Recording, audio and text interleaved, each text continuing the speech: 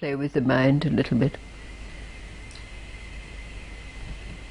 There was a master who had a gathering of students around him when suddenly one of the students got up and was about to leave, and the master asked him, "Where are you going?" And the student said, "Oh, it's my duty to gather flowers for the temple." And the master said, "Stay where you are. You have no need to go. Since the flowers have already blossomed for God, why is there a need to offer them again?"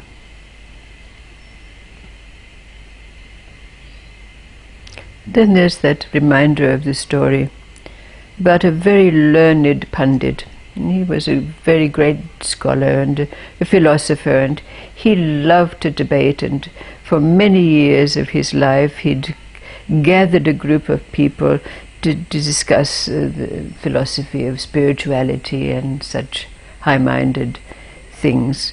But it came to the moment where he made his demise, and he found himself up at the pearly gates with St. Peter with his big book in front of him, and St. Peter looked up and said, "Well, what makes you think that you belong here?" And the philosopher said, "Well, as a matter of fact, for many, many years I've been discussing the possibility of the existence of heaven and the existence of hell. So I'd like to get into discussion about whether you in fact are real or not, or whether you're just a figment of my imagination." So with that, St. Peter takes out a whistle, and he blows a long, strong note on the whistle, and out of the pearly gates come two angels, their beautiful feathery wings camouflaging some huge muscles. St. Peter turns to the angels and says, "Take him in, he belongs to us."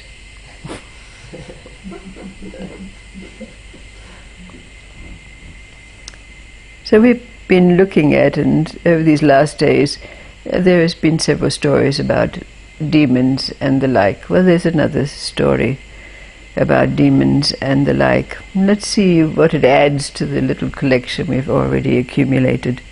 There's a story about this jeweler. He was a master jeweler. He worked in gold, silver, and all the very, very expensive metals.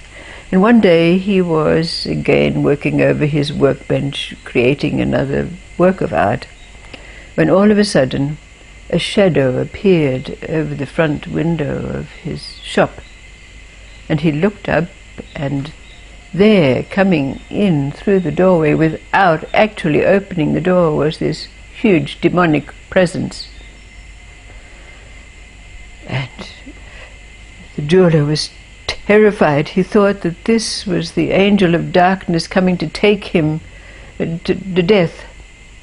But of course, this creature being what it was, it already could read his mind, and it said in a very deep and rumbling voice, "No, I've not come to take you to the deeper realms. I've come because I've admired your work over all of these years, and I would like to take a collection of it with me to my palace below." And he said, "I would like to take everything that's presently in your window."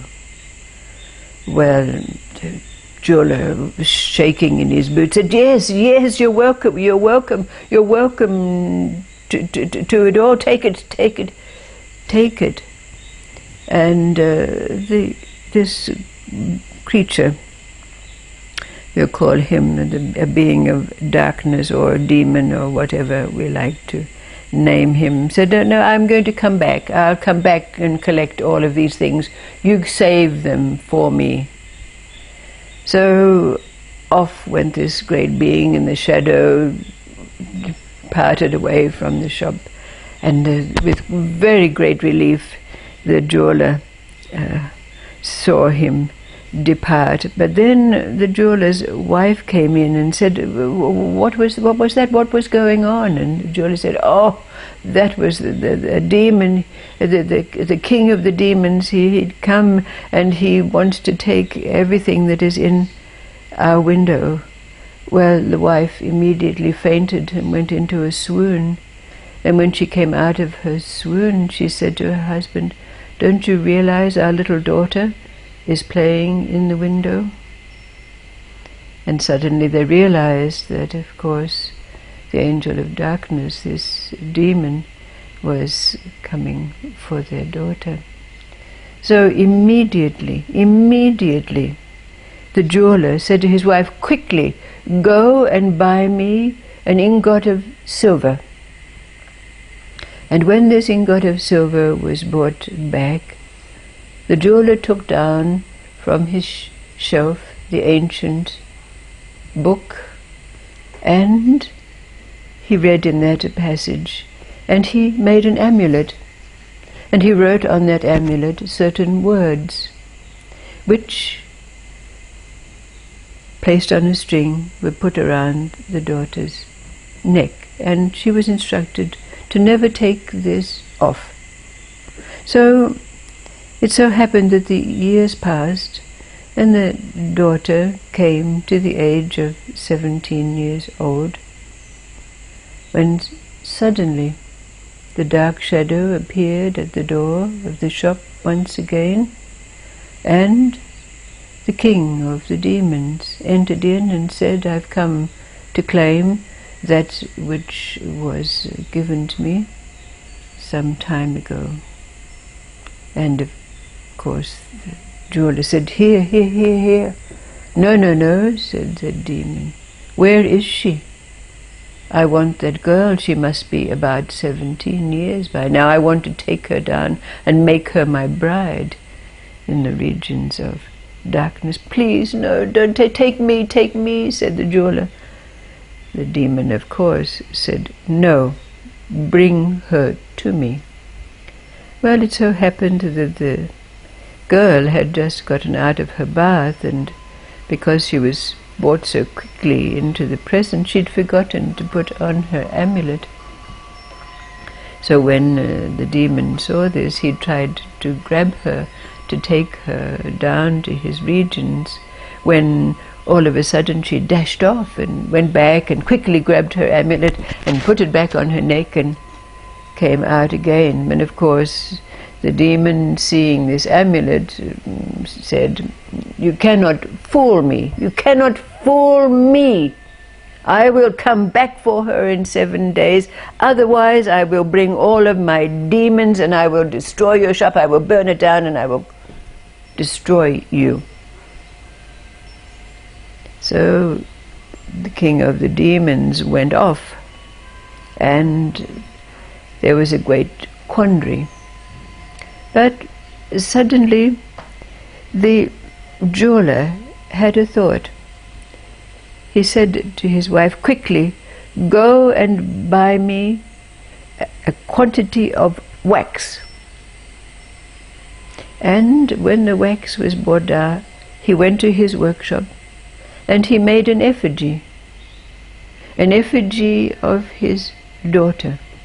And he and his wife dressed the effigy as their daughter would be dressed. And in the meantime, they sent their daughter off to an aunt who lived in a place some distance away. Well, the jeweler had to be ingenious. So, as he was a very creative being, he also was able to create a little machine that even spoke words. And this was entered into the wax effigy. And sure enough, after the 7 days were up, the king of the demons came back to claim his bride, and when he called the jeweler to call his daughter to him, he allowed a curtain to be opened, and the wax effigy was brought out. And of course, being of that religion and faith, she was veiled.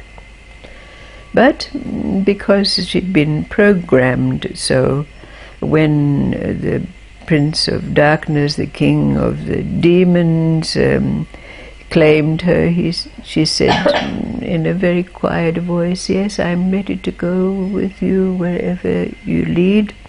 So he grabbed the effigy and off he went out of the jeweller's shop. And when he got down to the nether realms, he'd already prepared a great feast in preparation for this. There was a big fire burning with all the demons ready with all of their trappings for such a celebration. And so the effigy was placed by the fire, but being the nature of wax as it is, as soon as the effigy got close to the fire, it started to melt into the fire and very soon was consumed. Well, the demons who were the assistants and so forth of the king of the demons stood there with their tridents, wondering how their king was going to react to all of this. And he just said, "Oh, these humans, they can't even stand a little bit of heat. What was the use of bringing her down here when she melts away?" And he got into his alcohol and completely forgot about his maiden from up above, and he never ever thought of her again. So they never were bothered by the king of the darkness visiting them at any time in the future. So, considering the other stories that have been told over these last days about demons, and in this story, we recognize that the amulet with the words, in the end, was not effective. It didn't work, did it? And so we know, in this place where we've been in these times of darkness and beset by our demons, that all the mantras, all the affirmations, they don't work, do they? Meditation, invoking, did it work for you? Never worked for me. All the incantations and the prostrations, no. So it didn't work. In this story it didn't work. But in the end, what was it that worked?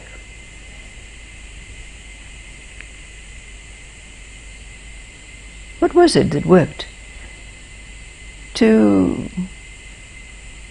obviate the demons' revisitations?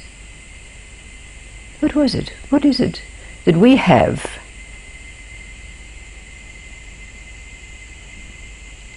that is going to be more effective with those demons that beset us than any affirmations, amulets, invocations, prostrations? In the end, what is it that is greater than that? Sorry? An attitude. Mm-hmm. The love of the daughter. The love of the daughter, you can say yes. Because what did it invoke in him? If you look at creativity, ingenuity, creativity. Yes. Isn't that so? Yes. So if we translate that in another way, what is it that rises up in us when there's a challenge of that nature? What is this permanency? What is it that's there that is greater than any of the powers and forces, given the opportunity that is? What is it? Creative life force. The fire, the life, yes. Yes, the force, isn't it? That's made us prevail over all our vicissitudes. It's been greater than the demons and the trials and the tribulations that have come along for us. So what is it? Like in these other little stories, that we see are related to it. In the end, what reigns supreme?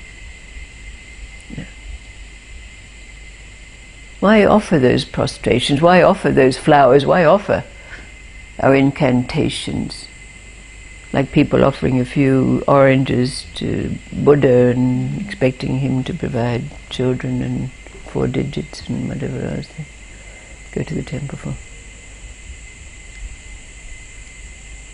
Well, if there's any purpose to it at all, which I truly question, the purpose is to purify and be in the right place at the right time with the right attitude, so that when that creative life force meets, there's a readiness there. Absolutely. You bet.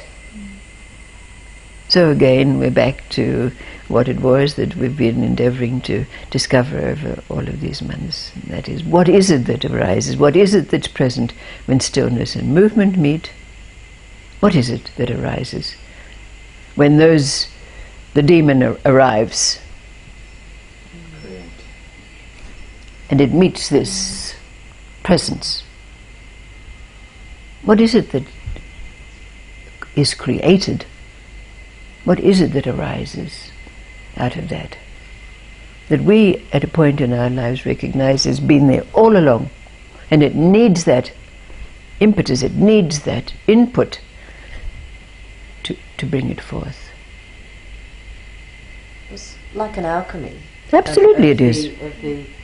Of who I am in this moment, and then there's whatever's coming, the demon or whatever's coming from the outside that seemingly has the power over me to tell me what must be done next. Yes. And in that moment, the alchemy that's created is something completely new. It's something completely spontaneous, and it's where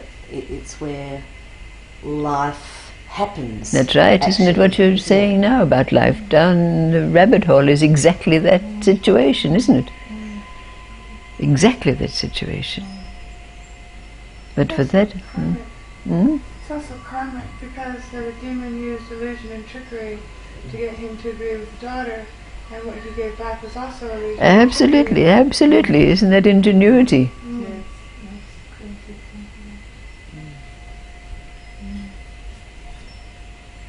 Not real. That's right. Cancelling each other out. The divine play, indeed. The divine play, indeed. It's been ringing through my head a few times. And don't Really we? understanding or feeling. Totally. More than understanding. Totally. Right. Totally.